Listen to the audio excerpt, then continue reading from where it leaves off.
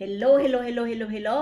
Andito na naman tayong muli sa ating pagre-reaction upload video sa ating Monting channel. At ayan, makikita ninyo dyan sa thumbnail ko ay si Palalat. Si Lynn J. Vlog. Ayan, yan ang pag-usapan natin. Anong nangyari dito kay Palalat? Nagpapansin siya ng bonggang-bongga. Kaya, ayan, nauna na si Langga Atiglo, nagre-reaction dito. Kay Palalat, mayroon din siya, iba ang tawag niya dito sa babaeng na to. Parang pukakang, ano ba yun? Basta mayroon siyang tawag dyan. Kaya ako naman sa kanya, tawag ko ay si Palalat. Kaya, Palalat, anyari sa'yo? Ano ba ang ipinaglaban mo? Ano ang alam mo sa issue na sobra yung galit mo ata dito kay Beyonce? Palalat? Pati palipad. At may tawag ka kay Beyonce. Palipad queen. Oy, Palalat, naiinggit sa palipad. Yan. Di ba? Bakit puro palipad yan? Diyan sa short video mo? Palalat? Pero bago ang lahat, tayo ay mag-shoutout muna sa ating mga kasamahan dyan sa The Empowered Women Team. Ayan, andyan si Ate Lydia Nabida, Jacqueline Ducusin, Kaberks TV, Ermagalo Mix Vlog, Hasa 26 TV, Cel TV PH, Ate Glo Official, at ang inyong lingkod, Hayats Mix Vlog. At ayan, shout out din natin, Dr. Love, Ridsin, suportahan natin, at lalong-lalo na si Beyonce Official. Yung subscribers niya 15,400 plus. Ayan.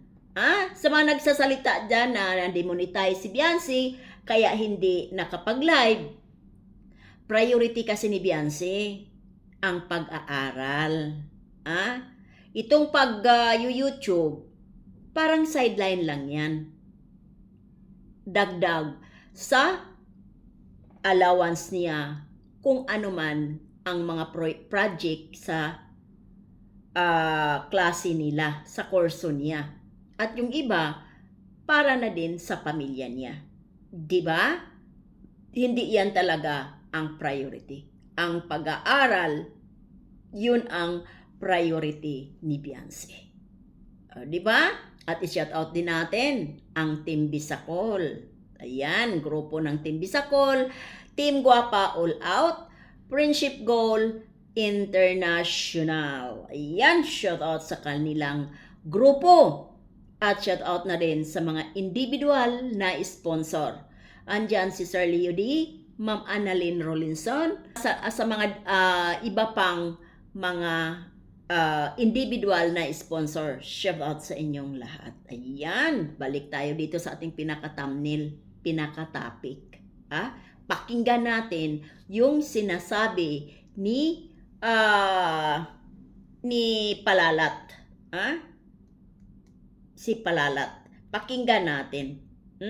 At saka tayo magbibigay ng ating opinion. Kasi sobrang inggit siya Thank you so much, Palay. Sa pagkakaalam ko, marami daw na demonetize sa YT. Baka isa na doon si Palipad Queen. Isa na doon si Palipad Queen.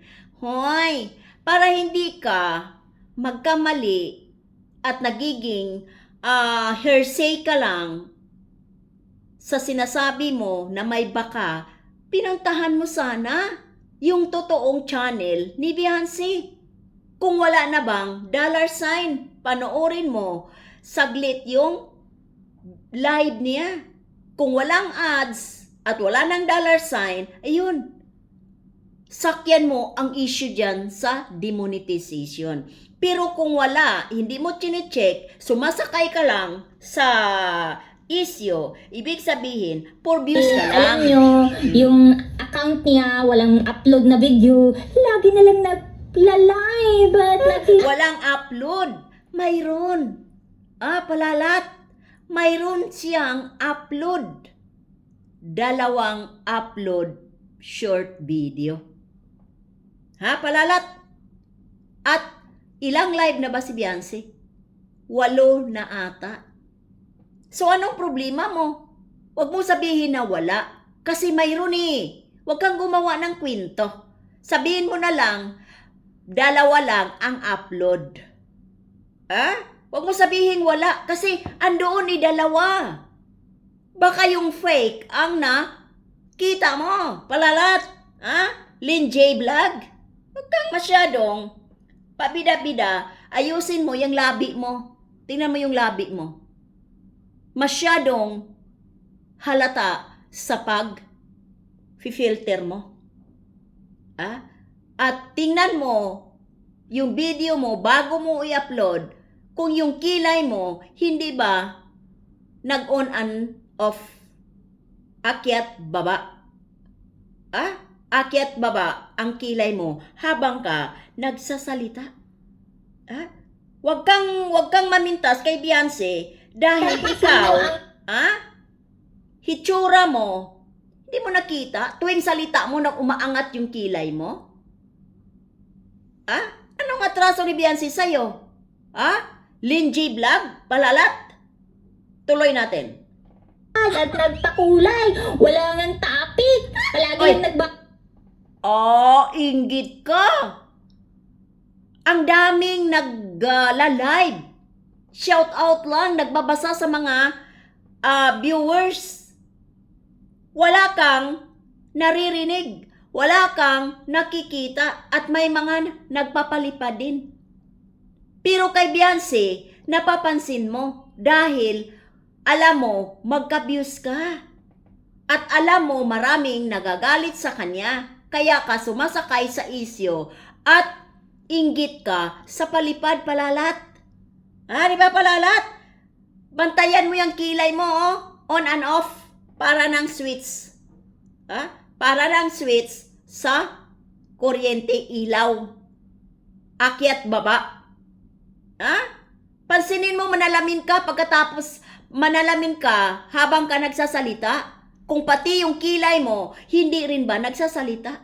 Bago mo pansinin si Beyonce sa pag-live, nagbabasa ng mga comments at nagsa-shoutout, tingnan mo muna sarili mo.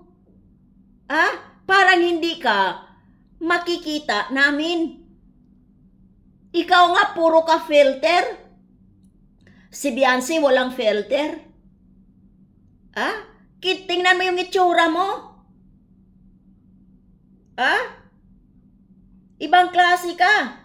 Tingnan mo yung kilay mo. Palalat. Umaangat pag nagsasalita ka. Di ba? Tuloy. sa live niya at kung mayroong nagbibigay ng palipad at yun lang. Ayan, inggit siya. Bakit? Dapat lang talaga pasalamatan ang mga nagpapalipad. Dahil nagsishare sila ng blessing. Inggit si Palalat. Hi, Mami. Hi, Tita. Hi, Alangan naman sasabihin, hi Palalat. Salamat sa palipad mo. Alangan naman sabihin ng ganun. Siyempre, sasabihin niya sa mga nagpapalipad, Tita, maraming salamat sa mga palipad mo. Inggit ka lang. Hindi halata na inggit si Palalat sa palipad kay Beyonce at sa kanya walang nagpapalipad. Kasi kung wala kang inggit sa katawan, Palalat, hindi ka magsasalita ng mga ganon. Pero pag inggit ang nasa katawan mo at hinahayaan mo, kaya ganon ang mga pinagsasabi mo. Sabi ko nga, hindi lang si Beyonce ang nagla-live na ganon. May topic man o wala, kailangan kang mag-shoutout at magpapasalamat sa mga nagpapalipad. Di ba, Palalat? Thank you so much, Palipad. Ganyan lang. At saka yung iba, Oh, hindi na ano? mabasa. Hello, shout out dyan. Ganyan lang. Oh, ganyan lang. Ay, ano palang gustong gawin mo kay Beyonce? Magdadrama? Magsasalita ng scripted? Palalat? Palagi yung ginagawa niya. At hindi siya kailangan may specific topic ka. Oy. Pag Bakit? Reactor ba si Beyonce? Kailangan may specific content? Topic? Hindi siya reactor.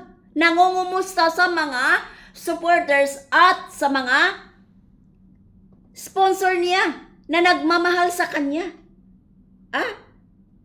Yung pag-shoutout niya sa mga Alive ka? supporters niya, yun ang topic. Gusto mo talaga mag-topic na may script? Ikaw nga, wala kang topic dito eh. Wala kang specific na content, kundi, yung palipad lang ni Beyonce.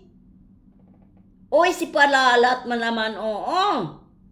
ano yung specific topic niya? Yung palipad naghihintay? At saka, meron pa gikos-kos doon. Oy, yala.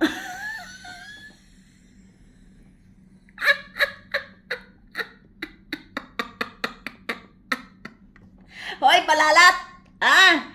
Tingnan mo yung itsura mo, Palalat. Yung kilay mo kabila, nakababa. Yung kabila mong kilay, nakaangat. O, tingnan mo yung itsura mo, oh. Oh. Oh.